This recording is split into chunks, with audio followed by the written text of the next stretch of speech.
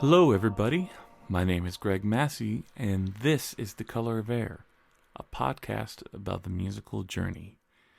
So, welcome to episode 10.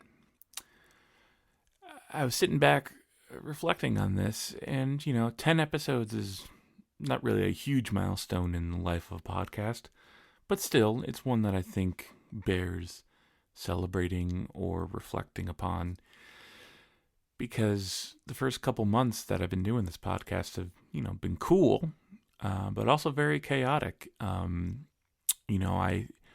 wasn't sure how many people I was going to get to agree to do it. And then all of a sudden I had 10 interviews in the can, and then my hard drive fell, and then I lost 5, and I had to, get some new interviews in there. And it's been a huge learning experience for me. Listening back to the episodes, I've learned about my own little vocal tics, my ands and ums, and funny thing is, and a lot of things that I didn't realize I overutilized in my own speech, and I harp on that a lot. But the point is, I really don't have the time to edit them out. I know some podcasters actually have the time and the software and the expertise to go in and really just expertly edit their podcasts and make them sound like really awesome journalists or really awesome radio personalities. But I just don't have that kind of time. So this is what you get. Flaws and all, The Color of Air is as true a reflection of me and the conversations I have with the people on the show as I can possibly give you. And at the end of the day, I think that is really the important thing, because this is not supposed to be a professional radio interview show. This is supposed to be about real musicians or real artists talking about, their work and talking about where they come from and the stories they have to tell and wherever else the conversation may go. And I've been very happy with these first 10 episodes. Just the different people I've been able to have on. I was worried that I would have too many people from my KO days. Not that that's a huge problem, but I didn't want to. But my goal for this podcast, like I've said many times, is that I really want to bring you stories from people from all walks of life, because that's really where my interest is. What gets me is just hearing somebody who, comes from a different place than me. That's what I really enjoy, because I like to learn about other people, and especially people who do different things. So I'm pretty happy with what we've got so far, and we got some big guests and big excitement coming up in the near future. I think I mentioned on last week's episode that September we're going to be highlighting KO, my old band. And I'm, like I said, I'm not in the band, but they have a new album coming out in October called Coffins on I.O. on the Flenser record label. And I managed to sit down with Toby, and I managed to sit down with Ron, and hopefully I'm going to sit down with Byron soon. He wrote the lyrics for the last the last two KO albums, and the first KO album. And so we're going to, use September to really focus in on those guys, because Coffins on I.O. is an amazing album. I've listened to it many times. And it's really going to do wonderful things for them, or at least I hope it does. But enough about them. So let's move on to today's guest. Today's guest is Kasey Lansdale. And as an anecdote, or I guess, is it an anecdote? Does anecdote have to be funny? I don't know. But I first met Kasey back in July. A good friend of mine, my college roommate, Matt Bechtel, he helps coordinate a convention, a writers' convention every summer for authors and fans of horror fiction. The name of the convention is called NeCon, and it was started in 1979 by this guy named Bob Booth, who unfortunately passed away recently. So my condolences to his family and everybody whose lives he touched. I never met the guy, but the stories Matt told me, made me realize how cool of a guy he was. And this convention was his baby, and it has grown so much over the years. And it was always the highlight of the year for Matt. And, I'd always wanted to go. I had never gotten a chance to go. And then I got a call from Matt early in July, frantically asking for my help. He said, well, we're going to have a performance by Kasey Lansdale, who is the daughter of one of the writers that has been here before, named Joe Lansdale. And he's like, she sent us her rider, and I don't know what to do with it. So between some emails between me and Kasey and getting gear from the Battle Set rehearsal space, we were able to cobble together a pretty simple but decent enough PA system for a cool performance she did at the NeCon this year. So we set it up in the courtyard of the hotel they were at. We had to string some wires together to get some power through one of the hotel rooms because there was no outlets out there. But at the end of the day, she put on an amazing performance. And it was just her and a guitar player. Her guitar player was named Amy, who's not her regular guitar player, I don't think, but was helping her out with some East Coast dates. And I didn't know what to expect from Kasey going into it. I was told she was like that she did she had kind of a country vibe to her, which is cool.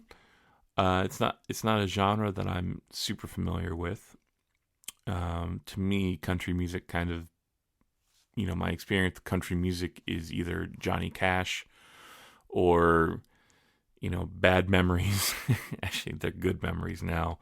But memories of my mom from the early 90s doing the achy breaky in our living room growing up, and feeling the shaking the house. And so achy breaky heart does kind of hold a special place in my heart, because it makes me think of my mom when in happier times. So anyway, I digress. So I didn't know what to expect from her performance. And honestly, my main concern was just making sure we had enough power to get her vocals out there and that we could hear her and the guitar player. And once we determined that was all set and everything was good, I was able to sit back and just watch the performance. And she blew me away. She's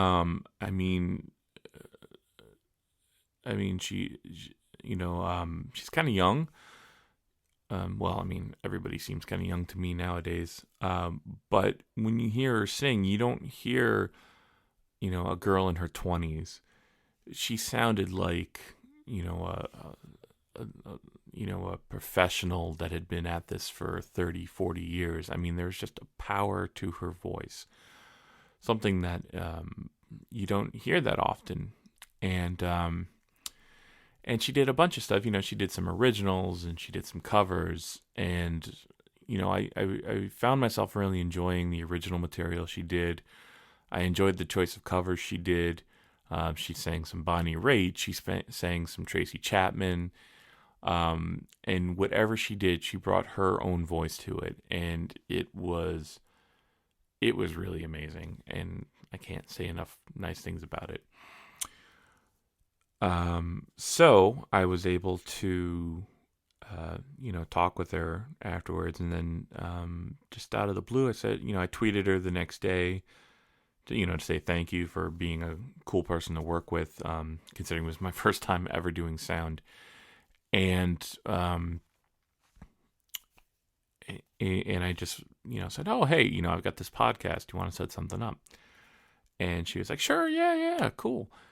And it took a couple weeks, not really back and forth. It wasn't kind of like an everyday kind of thing, but I got in touch with her, I got in touch with her through Twitter, and also with her promotion agency, Lone Star PR. And that was kind of an interesting experience for me, because all the guests I've had so far are just, friends of mine, and some of them have gone on to, big things. Some of them are still pretty local. So it was, a lot of these interviews were just me calling them up and saying, hey, you want to talk? So, having the inclusion of the PR agency was kind of a next step for me, I guess,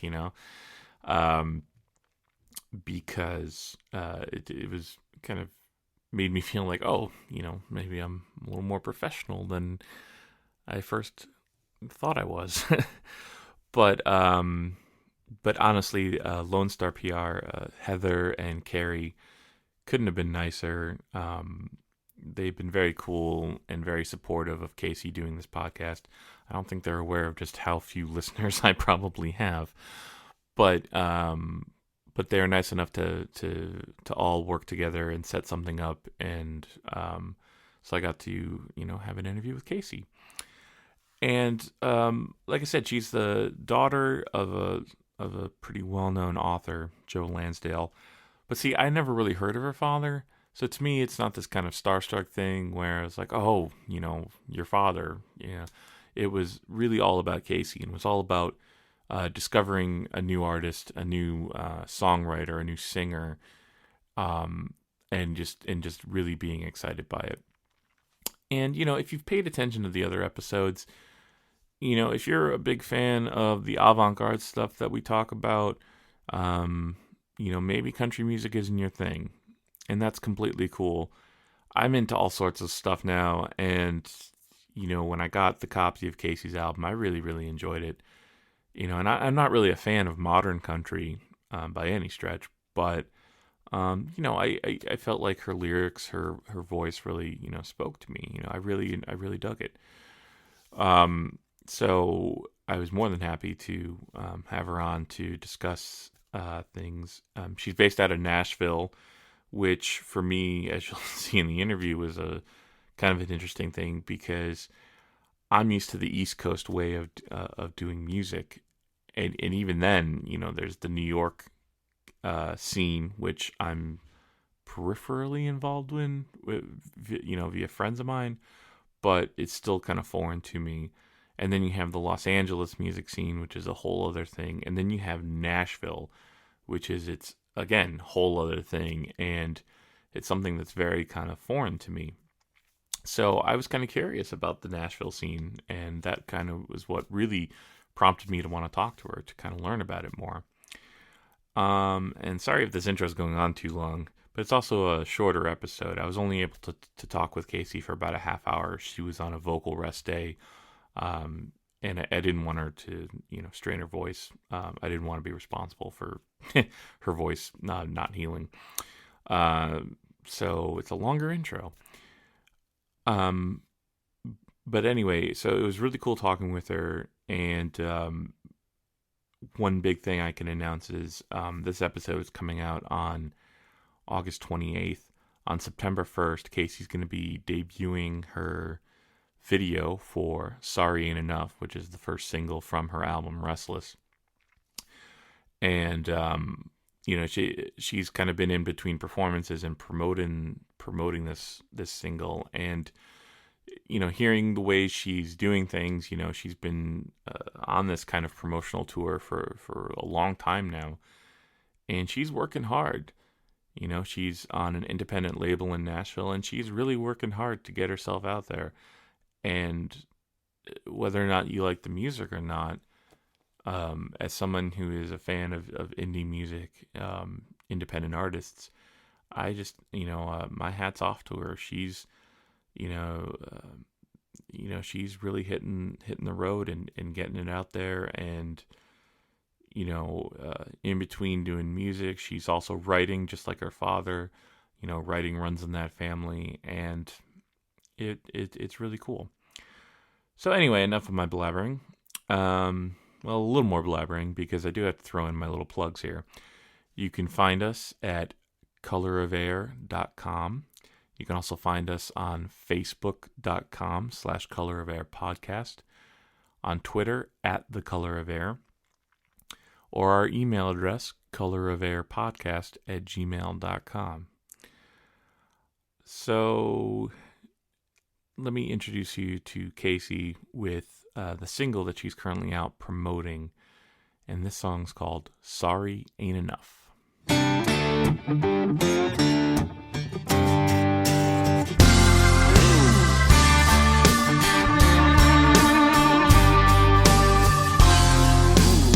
Well, looky here what the cat drug in. I heard you might have lost your new girlfriend. Then knock, knock, knock, guess who's at my door? Now you're talking like you've lost your mind, standing here handing me the same old lines. How you wanna go back to what we had before? Say there's nothing that you won't do to prove your love. Well, why don't you try begging, try pleading, try getting down on your knees and bawling and a squalling and a crawling back. It's gonna take a whole lot more than love. You're lying, you're crying, what you selling, boy, I ain't buying. You think a few little tears and a baby I was wrong is gonna win back my love. Well, you're sorry, but sorry ain't enough.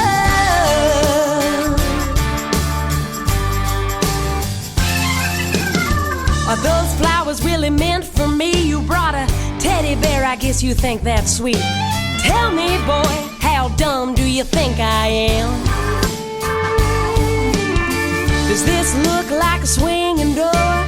Your little key don't fit no more. I think it's time you find a better plan. Start by telling me how much it hurts to not have me, and when that don't work, try begging, try pleading, try getting down on your knees and bawling and a squalling and a crawling back. It's gonna take a whole lot more than love. You're lying, you're crying, what you selling, boy, I ain't buying. You think a few little tears and a baby I was wrong is gonna win back my love. You're sorry, but sorry ain't enough.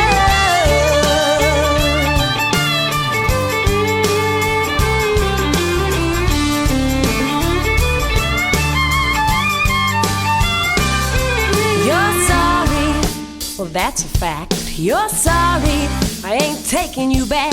You're sorry, I'm better than that, 'cause sorry ain't enough. Try begging, try pleading, try getting down on your knees and bawling and a squalling and a crawling back.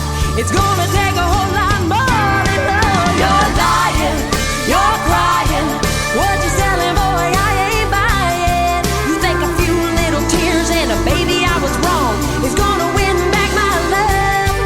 You're sorry, you're sorry, yeah, you're sorry, all right.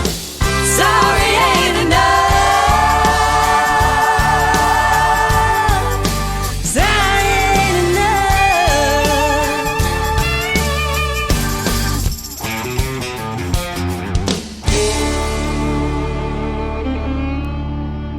Yeah. Can you hear me? Oh yeah, I can hear you fine. Okay. How you doing? I'm okay. I'm recovering from the music video shoot. I'm getting too old to stay up till 4 a.m. several nights in a row. Yeah, I know that feeling. It only ggets worse. Oh man. Well, you used to not be a big deal. Now it's like it took 2 days to recover. Well, that's a good place to start, though. How did the music video shoot go, though? Are you? Oh, it went great. I'm really pleased with it. I saw some rough cuts, and it should be done, in like a week or two. So hopefully, that'll get picked up and get some coverage out there because it looks great. All right, cool. And what song is it for? Sorry Ain't Enough, and that's the single I've been out working on radio. Okay, yeah, because I noticed you've been posting. Now, have you been kind of doing radio spots plus live shows too, or has it been mostly a promotional tour? Both. It's been I've been on the road pretty much since January doing some concerts, some radio, and I've got 2 more weeks of radio and another probably month minimum of tour. So Oh, I've been supposed to be on vocal rest. It's been harder than you might imagine, yeah, but I had to come home and take some time because I lost the voice. So I'm just taking it easy and trying to relax and get plenty of sleep. that's great. Well, I mean, that's great that you should be relaxing. Not great that you Yeah. lost your voice, It's obviously. yeah, it's not helping really as much. Like I'm not successful at relaxing and resting as much as I had hoped, but it is what it is. So everything's really good though. All right, cool, cool. And so I was kind of curious. So how has the response been going to with the radio stuff? Um, It's really good. Every time, I mean, especially with visits, every time I do a visit, it gets picked up and spins and they update me weekly and it's been, knock on wood, so far a steady growth in spins and I think that the music video is going to just push that even further. So I'm lucky because, you never know when you put it out there if people are going to respond. So it's been a real positive thing. yeah, all right, that's cool. And um, now I forget. Are you on an independent label? I am. Oh, okay, cool. All right. Because admittedly, one of the other reasons I was kind of interested to talk to you too is because I'm so used to the East Coast, New York, Boston music scene, and everything. I was curious about how the Nashville scene works. Um, It's really different. I mean, I know East Coast is very, everybody's independent and like you write as a band maybe, but everybody kind of does their own thing. mhm. And Nashville really convolutes and collaborates. Like they're really, really big on collaboration. And at first that was something that was hard for me, but now I kind of like it because it has an aspect to the music that maybe I wouldn't have otherwise. Okay, and do you collaborate? Did you start off kind of as your own singer songwriter, and then Right. oh, okay, Right. Yeah, I did a lot of stuff on my own, and then you go there, and I mean, part of moving up in the world of Nashville is connection and who you're writing with. I mean, for them, it's all about the songwriters you're working with. So that's how I think the project I have kind of moved forward. Is I had some really good co-writers, and and then the album just turned out to be the cuts were great, and then of course I had a great producer, and so everybody's really all about like who's involved, and then they'll listen for the music before they listen to the music and then see who's involved. oh wow, wow, that sounds very yeah, that's so different than what I'm used to. Yeah, it's like high school all over again. Well, you seem to be doing good. Like you said, you've been doing and this isn't your first record that you're promoting either, right? How many have you released so far? Well, it's the first one that I've released in a professional capacity. Okay. That was back in January, and so I mean, pretty much been nonstop. I had another album that I did originally just to get work and kind of let people know what I was doing, but I've sort of passed the level of things that I was doing with that album so long ago that I don't even think of it as relevant to what I do. Okay. So this one is probably closest to actually capturing what I really sound like and what I'm really writing about these days. Cool. And I can attest from the performance I was lucky enough to see you do. I mean, your voice is amazing, and I think you put across a really good vibe, even when it's just you with a guitar player. I mean, it was an incredibly engaging concert, and I mean, do you find that you're kind of broadening your appeal, is most of the attention on like the country music kind of radio stations?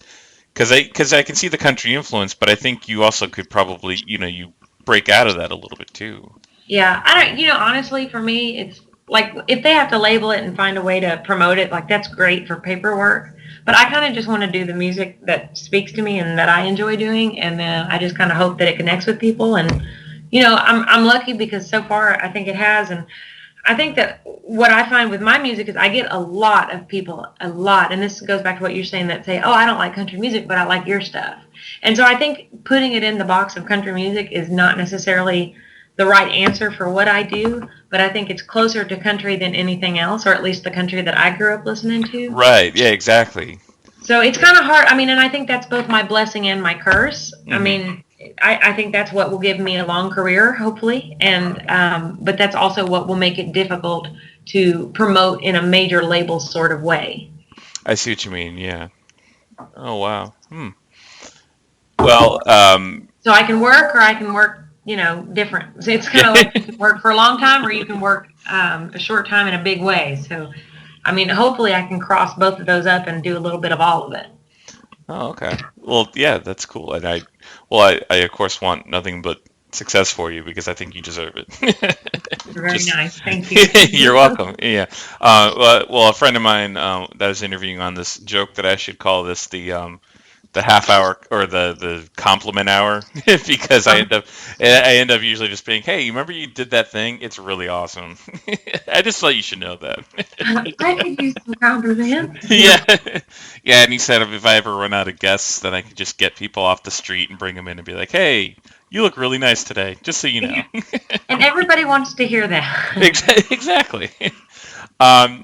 So I was kind of curious. I learned a little bit, from dealing with Matt at Nikon. But so, can we talk a little bit about your how did you get started doing music? Because you're the daughter of a writer, so writing is in your blood then.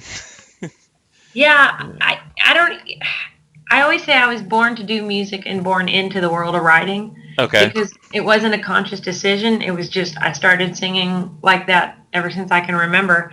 And the writing was just something that my family did. So I didn't think about like, oh, I'm going to be a singer, or oh, I'm going to be a writer. I just thought, okay, I love singing, and writing is what my family does. So let's just make it happen. I mean, none of it was something that I sat down and said, okay, let me see now. Okay. And so were they supportive of you kind of going off and doing your own kind of creative endeavors then? Oh yeah, absolutely. I mean, and I think also, I did stick with the writing in my own way. I've written some short stories. I've got an anthology I edited, and working on some other projects. So writing is still definitely at the forefront. And even if you think about songwriting, I have to write my own songs, and that's another form of writing. But I think everybody knew pretty early on that music was my calling. Music was my passion. I mean, my parents always said they hoped I'd have been a doctor, a lawyer, an Indian chief, Yeah. anything but a creative person, not because they don't love it, but because they know how hard it is. Right, exactly. And, here I am anyway. So. Yeah. Well, and you bring up a good point, too, because, I mean, when you talk about how, the style of music you grew up on, and I noticed this from a lot of your songs, especially when you were explaining some of the songs you were doing, that there is a story element to the songs, that you're not just singing about, like, oh, this is about love, or this is about, this or whatever. You actually tried to write stories. And so I would imagine, doing the writing can only help in, coming up with a story that then you could put to music, and then, turn that into some sort of narrative within the confines of the song. Absolutely. Well, and they say that short stories are harder to write than novels. And, I think that's true, because as hard as a short story is to write, sticking that all in a 3.5 minute song is harder in a different way. I mean, obviously it depends on what your skill is and what your ability is. But for me, a short story is just another version of writing a song compared to a novel, Yeah, totally. I'm going through a lyric writing crisis myself, so I'm used to that. Like trying to. And so when did you actually move to Nashville? When did that start? I went to Nashville, I guess, about 8 years ago, and I was there part-time. I was traveling part-time. I mean, I don't really, it's home, but it's home in a different way, because when you're on tour and gone, you're not really, wherever you are that night is home. And Yep. You just kind of have to get that in your head. Otherwise, you'll be miserable all the time. Yep. So, I mean, it's home for me, but I still think of East Texas as my home because that's where my family is. That's where I grew up. So, Nashville is great and the connections there are great and the networking and all that. But I really love being able to travel and meet everybody because those are the people that, you're playing for. That's the reason you're doing it. Yeah. Well, that's cool. Yeah. And I mean, when you started, I mean, did you immediately start going out on the road, kind of promoting yourself, or did you spend some time really trying to kind of figure out, your sound, or getting a band together? Well, I did the band thing, and that was hard because there were a lot of things that I could get hired for that I couldn't afford to pay a full band for. Hmm. And so, and I always felt like it was important to. I watched a thing that the boss did, Bruce Springsteen, and he said, play everywhere. And it's one of those things, I can play an event that has a full setup stage and, a concert seating and auditorium, and then I can play, a little pub. And I think that first of all, it keeps you humble because you remember, that there's all kinds of things. And second of all, it's all work. It doesn't Right. really matter as long as you're making enough to, get to the next stop and you're comfortable. And, that's just all a part of it. So, and I spent 4 years getting this album done, not on purpose, but because every time I got with a company, the state of the music right now is, it's not great because there's no money and everybody's scared to take a chance. So every time I would get with a company, they would run out of money or we'd have a problem. It just always seemed like one thing after another. And that's where the fiction writing came in handy because when I had that downtime and couldn't get the music finished up because I was waiting on other people, I used that time to write, and that turned out to be something really good to sort of quote unquote fall back on. Hmm. But I guess I definitely spent more time getting the sound and all that together, but that wasn't really a conscious choice either. It was just the way the cards fell. Oh, wow. And I think it also, I have to admit, like, talking to all the varying people I've talked to so far with this podcast, I mean, from all different walks of life, all different genres, and I think the one commonality is that most of us are in this position where we're just doing the best we can with what we have, and that means like having to do, like I have a day job, other people I know have a day job, you had something else you could fall back on while the music was coming, and it's just, you make the best out of what you have to push your ideas forward. Yeah, I mean, there's a reason I have like 17. I host a songwriter workshop. I do the, of course, live touring. I do writing. I do, sometimes I do promo model work. And, I mean, I'll just do kind of whatever it calls for that day because, and everything, luckily for me, knock on wood, is where I can still schedule my own hours and I'm self-employed and I kind of have that freedom. And I know not everybody gets that. But with that being said, I think it also takes a unique person to do that because nobody beats on your door to give you the work. You have to go out and hustle. Exactly. And that's not something that everybody's good at, wants to do, or, that suits them. And I don't blame them for that either. But it definitely is. I think that even when you look at people like Reba, I mean, yeah, she's doing it on a giant scale, but she's doing clothesline, she's doing Broadway, she's doing movies. And I think that to be a true artist, you keep doing those things and you stay hungry and you never feel like, oh, I've made it, because you don't really do that. You just keep setting further goals for yourself. And I think that when you look at the people who are the ongoing artists, they're all doing that sort of thing and also, putting their hands into other outlets.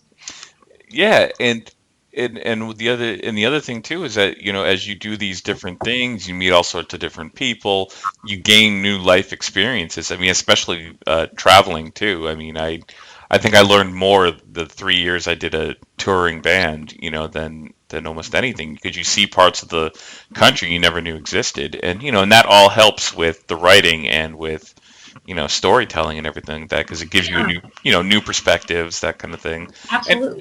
And it's it's kind of a not a generic thing to say, or but it's really true. It's something a lot of people say, but it's true. And so yeah, so that's cool. I mean, and I remember I talked to a friend of mine who is a drummer in Nashville, and he kind of, and maybe you could speak again. I'm so curious about Nashville. I've always wanted to go there and, and see, but he was saying that it's very competitive. Is that true? I think it is true because I think it's one of those that, everybody goes to one place to do the same thing, and then they all wonder why they can't get noticed. Yeah. And I think that's where I have done both good and bad, is I've been to Nashville and sort of made some connections there. Mm-hmm. But I've also made sure to do my own thing and not depend on that, because you can't make money playing there. And it's the constant debate that I have with my manager and my publicist there. Well, you need to be in Nashville. And, if I came to Nashville, I would have to get a regular job. Mm-hmm. So it's sort of like, do I go out and do what I'm already doing and what I love and meet the people and build a fan base and share my music? Or do I stay in Nashville and try to get the people at the majors to notice me while not doing that? Yeah. And so it's really a difficult thing. I mean, it just comes down to what I really want. Yeah. And what I want is to make a living. Yeah. Yeah, I know. That's what we're all trying to do with this.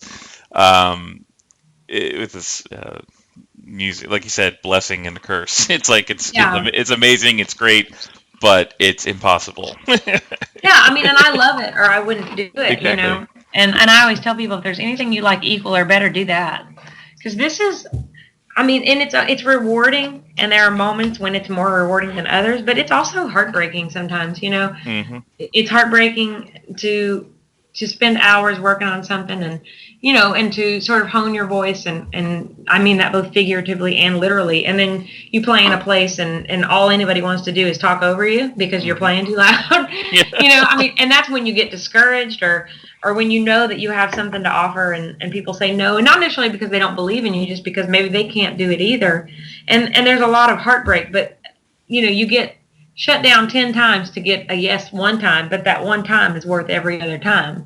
Mm-hmm.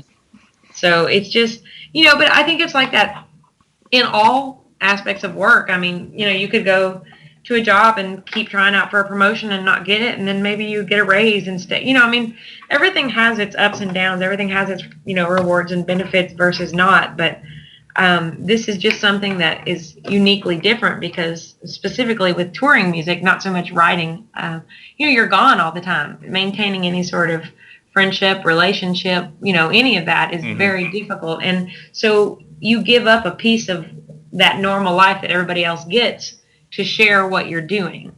So when it connects, it's worth it. When it doesn't, you feel like, boy, it'd be cool just to go home and go to my 9 to 5. Yeah. But you go home, and then after 3 days, you get stir crazy, and you're like, okay, I'm ready. Yeah. Well, and the other thing I was gonna say too about that is, so when you're going through, is there a lot of competition too for getting the attention, like getting a songwriting, like someone to come in and write with you, or is there like a lot? For instance, if there's a songwriter in Nashville, is it kind of like they write a song and then there's this kind of bidding war to see who's going to get the chance to record it and things like that? Or I don't, honestly, I can't really look at it as a competition, or I drive myself nuts. I mean, really, but I mean, the way that I look at it is, as long as I'm doing what I think is good work, the cream will rise to the top. Okay. And that's the only way I can look at it. And I mean, there are people who are going to get first crack at certain songs. There are people who are going to get first crack at certain musicians, and that's just the way it is. Yeah. But that goes to then those people. Those musicians, they are the cream that is rising to the top, because they've now worked to be the person that gets called. Right. The songwriters have worked as songwriters to now be the people everybody wants to write with. So, I mean, you can look at it as a competition, or you can look at it as the real talent sort of wins out eventually. Oh, okay. Wow. Okay, that's cool. Yeah, that's a good way of looking at it. Like I said, it's just something I've always been curious about, because it's so different. so thank you for letting me just ask a bunch of weird questions about it, because the one Nashville experience I can relate is that when my band was touring, we played at a place called the Muse in Nashville, and it was like right before we went on stage, they said, there's going to be this opening band that jumped on the bill. And we said, okay, yeah, that's fine, whatever. And, we were touring, and then this band, we go in there, and they were already set up on stage with, like, each of the guitar players had, like, 10 guitars on the stage. And it was, and like, these huge effects pedal boards. And I think they purposely brought in about 30 like 18 to 25-year-old girls. Yeah. And it was just like, completely not our crowd. And it was just weird because, and then I was at our merch table, which, was very basic. We just had a couple t-shirts out, and their merch table had like a 3-tiered poster board thing with a spotlight on it.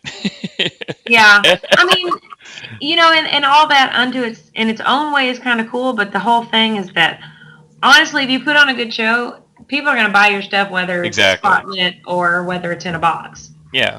I mean, my merch table, depending on the show, I'll hire merch people every once in a while, but usually I go over there and work it myself.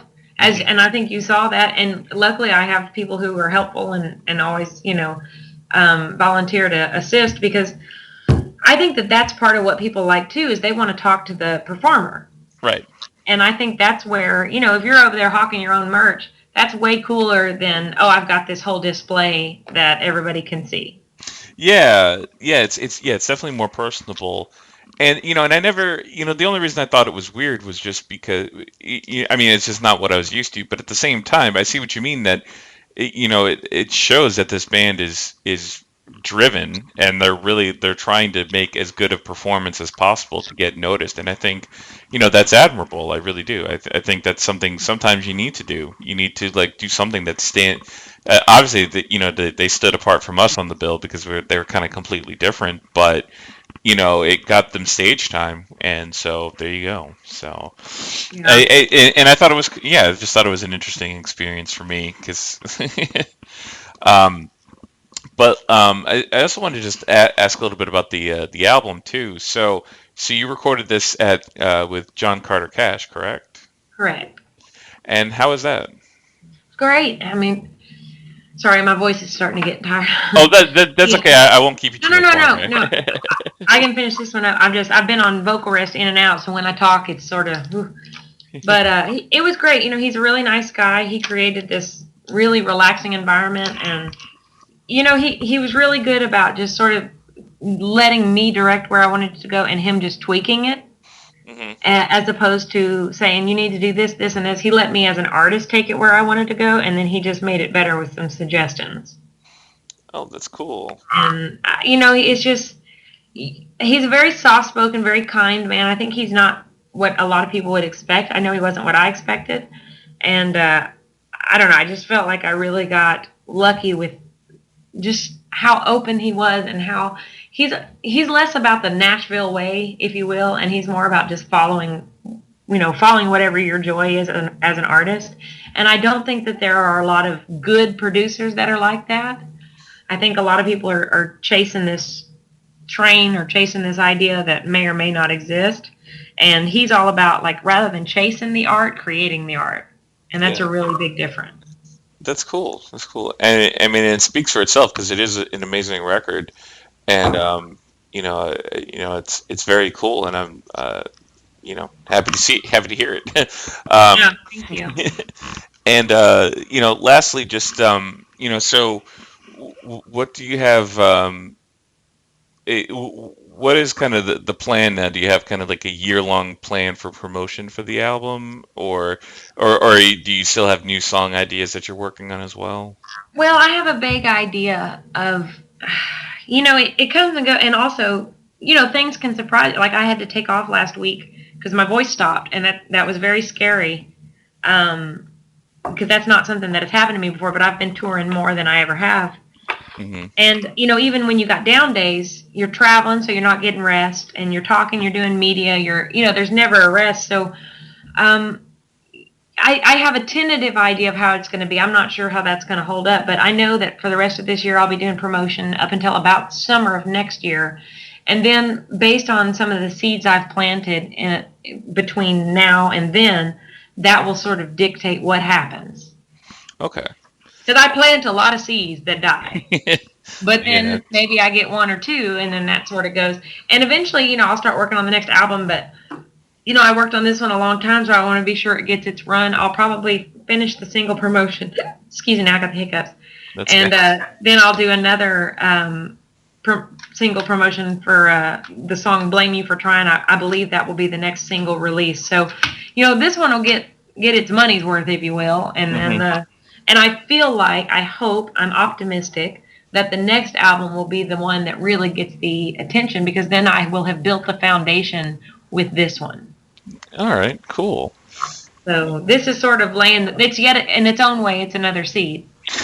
Well, yeah, and that makes sense because you said you had the one album you did on your own, which was just to kind of get yourself out there, and then you spent 4 years working on this to really be your, it's kind of your big, not coming out party, but this is like your big debut to be like, this is what I can do, and this is who I am, and then hopefully the attention from that will then build into a continuing career for many. Yeah, I hope. I mean, Yeah. because even the vocals on that album, they're great. I mean, I'm really pleased, but I think that I'm better now than I was when I recorded that. And I think that that's the goal. I want to feel like, oh, I can do better every time. Exactly.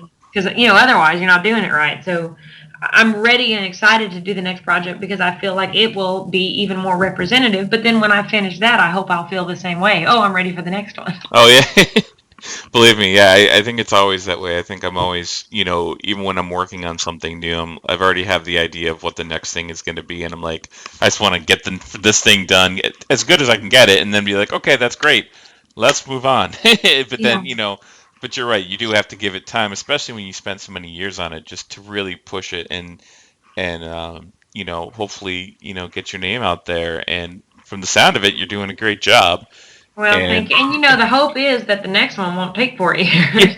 Well, that too. I said that after my first record, which took 5, and yeah, so my struggle. yeah, and we're still on. We're about to hit the 5-year mark on our second album. So I feel your pain. No, and it's rough. And as a musician, I mean, now I kind of have a little bit of history, but when you're working on what is really your first album, and you're telling people, oh, I'm a singer, and they're like, oh, that's nice. What do you really do? What's your real job? Right, yeah. So it's nice to have something that's tangible to say, hey, here's what I've been working on, Yeah, exactly. And and it's a fine representation. And so for anybody who wants to check out your stuff, what's the best place to do it? What website do you use? KaseyLansdale.com, KaseyLansdale.com, and on there is my Facebook, my Twitter, my Instagram, et cetera. So I'm really easy to get a hold of if someone can Google. Yeah. Well, cool. I want to thank you for taking the time to talk with me. I know you're on vocal rest, so I don't want to strain your voice too much, but and I'm sorry I had to, it's one of those things. It's like every day I'm like, this is going to be the day I rest, and something happens, and there are worse things. Yeah. So, thanks for taking the time to do it, and thanks for being flexible. Oh, sure. No, that's fine. I just like the idea of this podcast too. Like I've just always been curious about interviewing different people from different, things I'm not normally used to, because it's not really, you come from a completely different, part of the music spectrum, but at the core of it, I always feel that everybody has their own kind of interesting story to tell, and you're an example of that. And then also just that even if you're not in the same genre as me, you're working just as hard as a lot of the independent musicians I've talked with, and it's just we're all out there trying to make the best with what we have. Yeah, and I mean, honestly, that's the only way to look at it, because I think if you start looking at it as a competition, you will drive yourself crazy. Yeah. And that's what I think is really important, is because when I first went to Nashville, I felt like, oh, there's so many good people here, everybody's talented, all this stuff. And you kind of get to that place, and I don't know how to be any less trite about it, but you kind of realize, like, nobody does you as good as you. Mm-hmm. And you just got to kind of believe in you, and then you'll be the best at it. and that takes a lot of, I think, being beat down to get to that place. Mm-hmm. But once you get there, it's really freeing. It is. Yeah, I agree completely with that. That's a really great way to put it. I think that's exactly what it's like. Well, you're doing it. You have all my respect, because you're out there, and everyone should be checking it out because you're amazing, and your voice, like I said, even in a small setting, it was one of the more powerful voices I've heard in a long time. So Well, So thank you. that's why I want you. That's why I want you to rest up too. Is like I want your voice as good as it can be. Because Yeah, well, and I think that's part of what my problem is now, because I've been touring for 8 months, and I mean, you heard even that little performance. I give it a lot. I give a little piece of my soul every time, and exactly.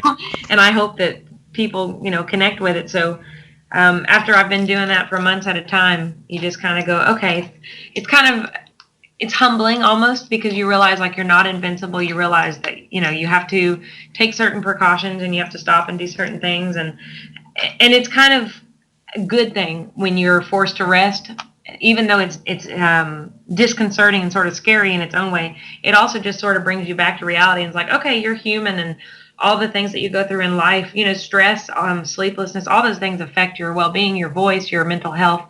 And that's where you kind of just got to keep a positive attitude and, believe that you're doing the right thing. Yeah. Well, cool. That's that's a great kind of statement to end on. But thank you so much, Kasey, and I hope to see you again in a concert sometime soon. And yeah, we'll be in touch. But good luck with it. Good luck with the remaining tour you got to do. Absolutely. Thank you so much. All And, right. Just email anytime. All right. Thank you. Okay. Thank you. Hey.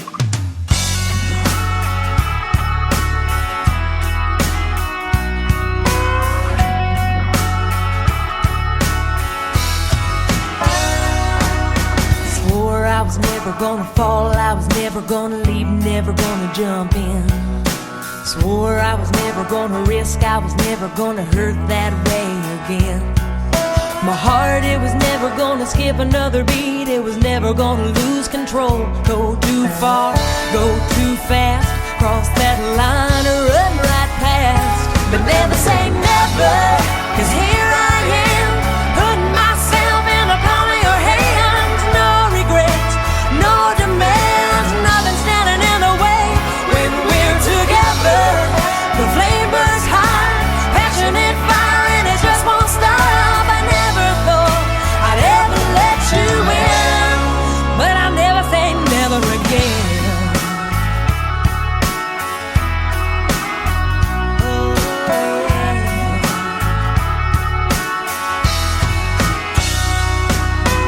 Love, it was never gonna last, it was never ever gonna be strong enough.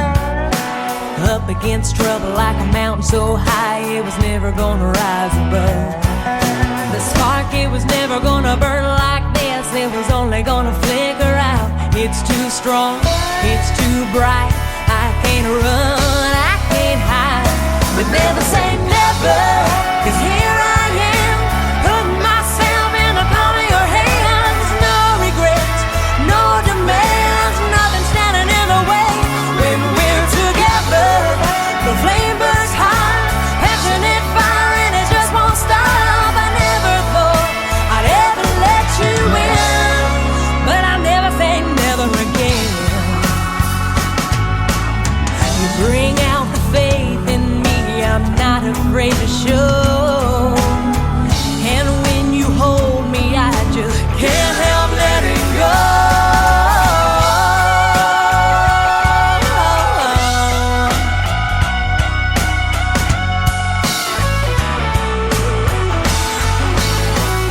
But never say never, 'cause here I am, putting myself in the palm of your hands. No regrets, no demands, nothing standing in the way.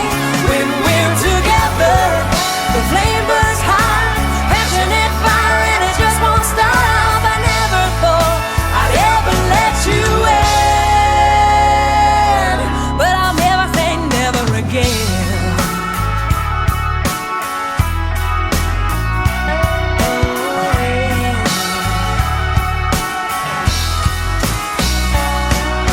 Swore I was never gonna fall, I was never gonna leave, never gonna jump in.